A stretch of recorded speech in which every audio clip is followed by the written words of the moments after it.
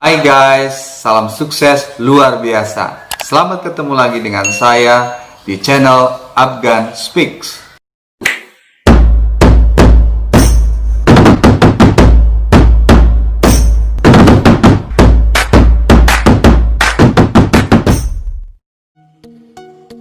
Pada video kali ini, saya akan menjelaskan mungkin dua karakter daripada PPN secara sekaligus. Yang pertama adalah bahwa PPN menganut multi-stage-lify, dan yang kedua nanti kita menjelaskan tentang mekanisme indirect subtraction method atau tax invoice method yang sangat berhubungan dengan mekanisme multi-stage-lify.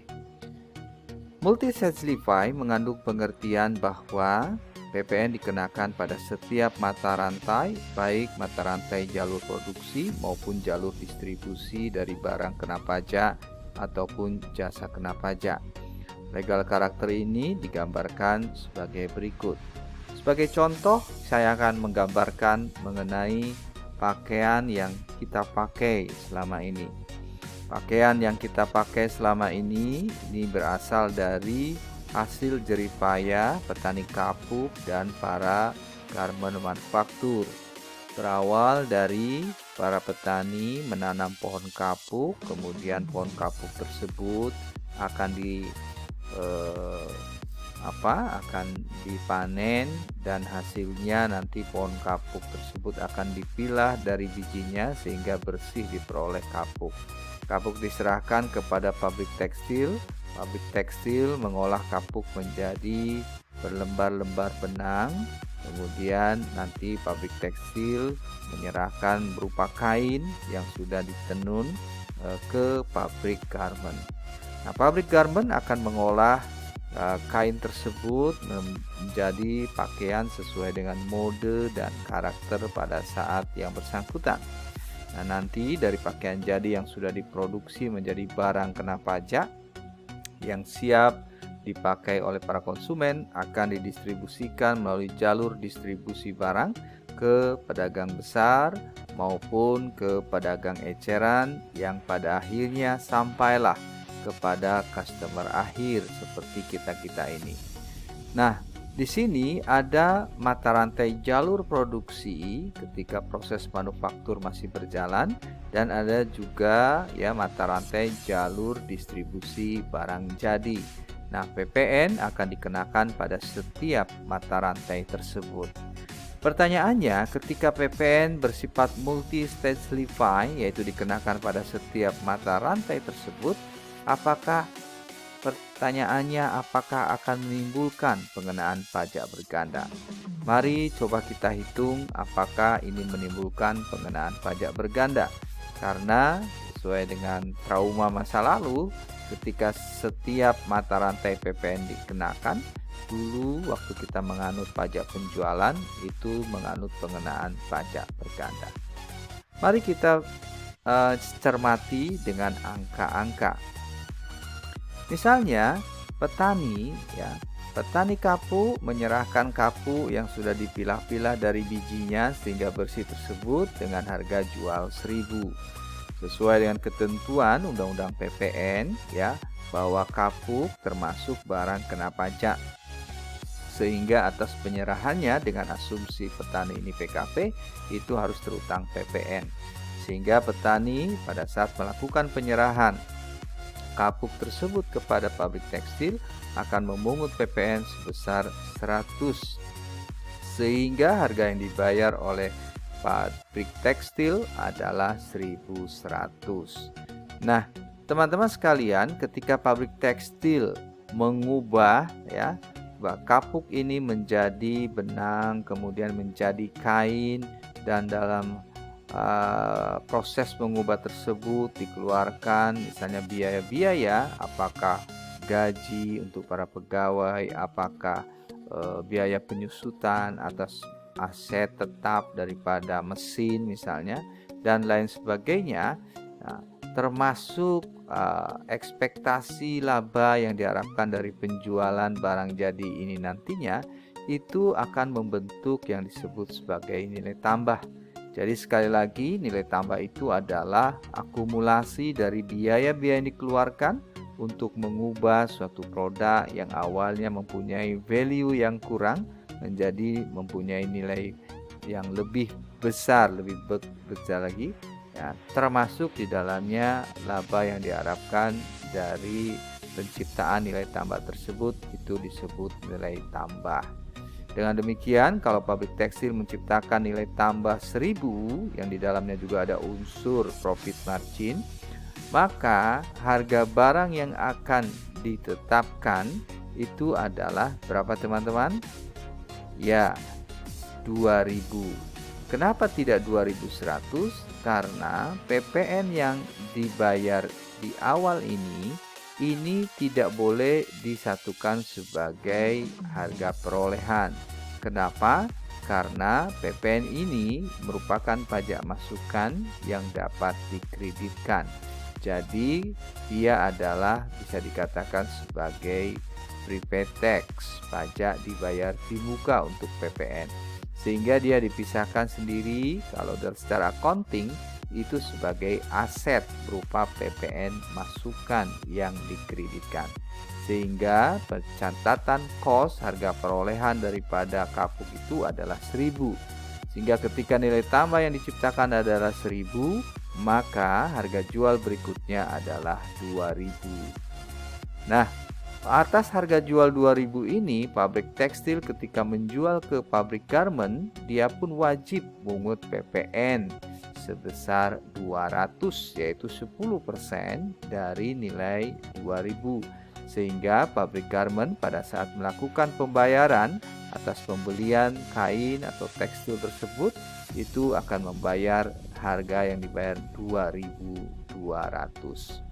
Nah, asumsikan kita berada di posisi pabrik tekstil, maka apabila transaksi pembelian dan penjualan ini terjadi dalam satu masa pajak dalam rangka untuk memudahkan, maka pabrik tekstil di masa pajak bersangkutan atas dua transaksi ini akan mencatat ya pajak keluaran 200, pajak masukan 100.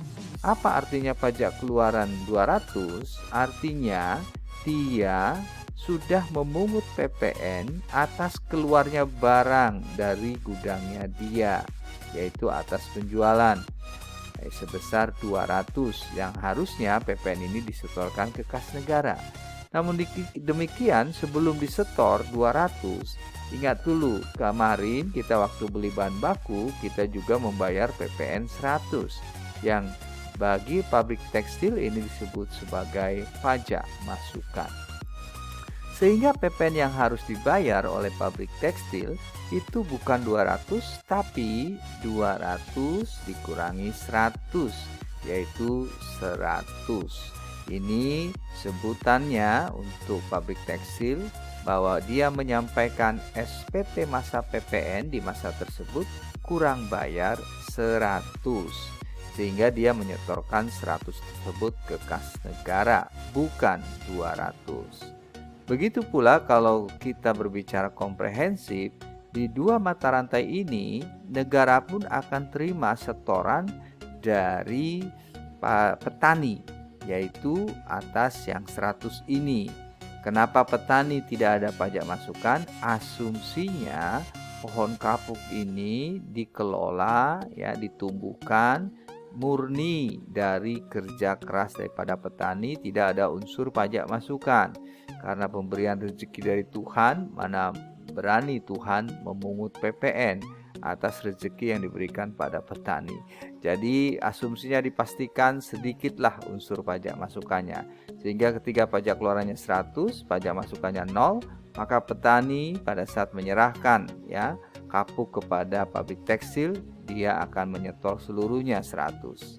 Jadi dengan demikian, di dua mata rantai ini, maka kas negara akan menerima setoran PPN sebesar berapa? Coba tebak. Ya, tepat. Jawabannya adalah 200, yaitu dari petani 100 yang disetor oleh petani dan dari pabrik tekstil 100 ya. Sehingga totally yang dibayar ke kas negara dari dua mata rantai ini adalah 200. Nah, 200 ini sebenarnya itu adalah masih 10% dari harga jual terakhir. Nah, inilah yang disebut sebagai metode pengkreditan pajak masukan ya terhadap pajak keluaran, yang menyebabkan meskipun ini bersifat multi state levy, kalau mekanismenya seperti ini, yaitu mengkreditkan pajak masukan terhadap pajak keluaran, maka PPN tidak menganut pengenaan pajak berganda. Mudah-mudahan itu bisa dimengerti ya teman-teman. Coba bandingkan dengan dulu saat kita menggunakan pajak penjualan. Pajak penjualan pun sama saat itu ya. Saya bandingkan nih. Sebelah kanan adalah mekanisme pajak pertambahan nilai yang menganut konsep pengkreditan walaupun dikenakan pada setiap mata rantai. Namun demikian nanti tidak menganut pengenaan pajak berganda ya. Tapi nanti sebelah kiri ini saya ingin gambarkan dulu sebelum kita menggunakan pajak konsumsi, pajak pertambahan nilai, yaitu saat masih menggunakan pajak penjualan. Dulu kita mengenakan pajak penjualan juga atas setiap mata rantai ya. Harga jualnya 1 juta, maka di sini akan ada pajak penjualan. Mohon maaf, ini N-nya kecil ya. Pajak penjualan disetor ke kas negara. Kemudian berikutnya harga beli 1.100.000 karena dulu pajak penjualan tidak bisa dikreditkan, maka nilai tambah 300 sehingga harga jual menjadi 1.400.000. Dari 1.400.000 ini mata rantai berikutnya akan muncul pajak penjualan berikutnya. Terus demikian sampai dengan barang kena pajak tersebut sampai kepada konsumen akhir. Nah, dari sini akan terlihat bahwa karena di setiap mata rantai pajak penjualan sebelumnya melekat kepada harga perolehan barang tersebut, maka itu akan membentuk cost pajak penjualan tersebut ya, akan dikapitalisasi terhadap harga perolehan sehingga membentuk cost, dan cost itu nanti menjadi bagian yang akan dikenakan pajak penjualan di mata rantai berikutnya. Sehingga teman-teman sekalian, akibatnya pajak penjualan yang dikenakan di mata rantai terakhir dan kalau dikumpulkan seluruhnya itu akan menimbulkan pengenaan pajak berganda. Nah, dulu memang ada pilihan pengkreditan juga sebenarnya di pajak penjualan. Namun mekanisme itu tidak digunakan karena ada ketentuan yang mengatakan lain. Dan pada saat itu akhirnya mencarilah solusi bagaimana untuk menghindari pengenaan pajak berganda yang terakumulasi ini. Maka pada saat itu diciptakanlah banyak tarif terhadap jenis-jenis barang kena pajak yang berbeda. Semakin suatu barang kena pajak itu masih melalui mata rantai yang panjang, biasanya tarifnya lebih rendah. Tetapi untuk barang kena pajak yang sudah hampir akan dikonsumsi oleh konsumen, itu biasanya tarifnya akan lebih tinggi. Sehingga dulu tarif pajak penjualan itu sangat banyak sehingga menyulitkan. Tidak hanya wajib pajak, petugas pajak pun terkadang lupa atas tarif-tarif tersebut. Bayangkanlah kalau sekarang seperti tarifnya PPNBM yang berbeda-beda antara satu barang kena pajak tergolong mewah yang satu dengan BKP tergolong mewah yang lain. Demikian. Jadi dengan demikian Bapak Ibu sekalian, teman-teman sekalian yang saya hormati, bahwa meskipun ya PPN menganut pengenaan pajak, menganut multi stage levy, tapi PPN tidak menganut pengenaan pajak berganda. Nah, kalau ini sebenarnya sistem cara perhitungan ya, cara perhitungannya, dan cara perhitungan ini nanti beraneka ragam sehingga akan ditentukanlah kita memilih indirect subtraction method.